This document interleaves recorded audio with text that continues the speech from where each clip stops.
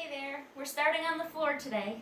I had a request for someone who's having some issue with sciatic pain. If you don't know what sciatica is, it can actually be caused from a couple different things, but it's usually a pain one feels like in the middle of their hip, but it can also refer pain down into the leg, all the way down to the foot as well, depending on the severity of it. So, one of the things that I've used a lot with my clients over the years is a really good hip stretch. There are actually, where two muscles come together, the sciatic nerve actually runs between those two muscles.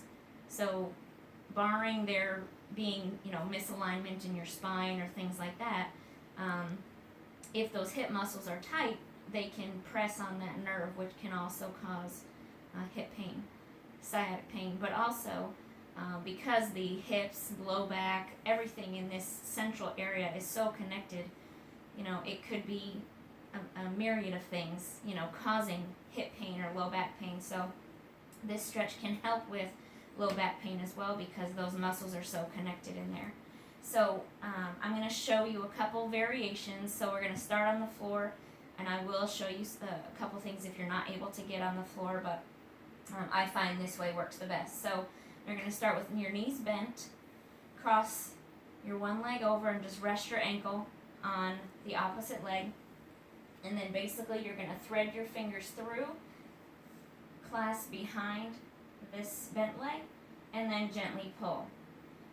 And again, it's important to breathe. You don't want to be straining or, if you can't breathe and you're talking like this, you're not doing it right. So, if you can get to this point and it feels comfortable, great. And the more you pull in this leg, the more of a stretch you'll feel. And I can also rotate a little bit, and the stretch moves depending on where I'm rotating. So if you feel the spot and it's like, oh yeah, that's the perfect spot, stretch there.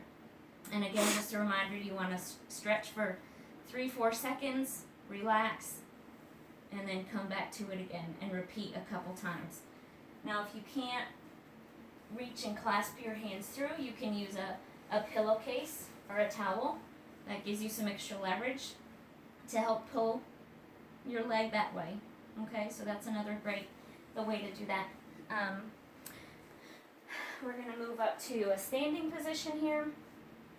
If you're not able to get on the floor again, you can do it standing. You'll, again, just cross your ankle over the opposite leg, and you're just going to squat down. And I can feel that stretch back here in my hip that way.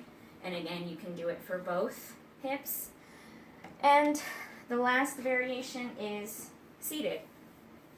You're going to just cross that ankle over the opposite leg and just gently press down. Now this gives me the least stretch, but depending on how tight you are, this may be great. And again, if your ability to get on the floor or support yourself standing, this is still a great way to do that stretch, but also to loosen up those hip muscles in there.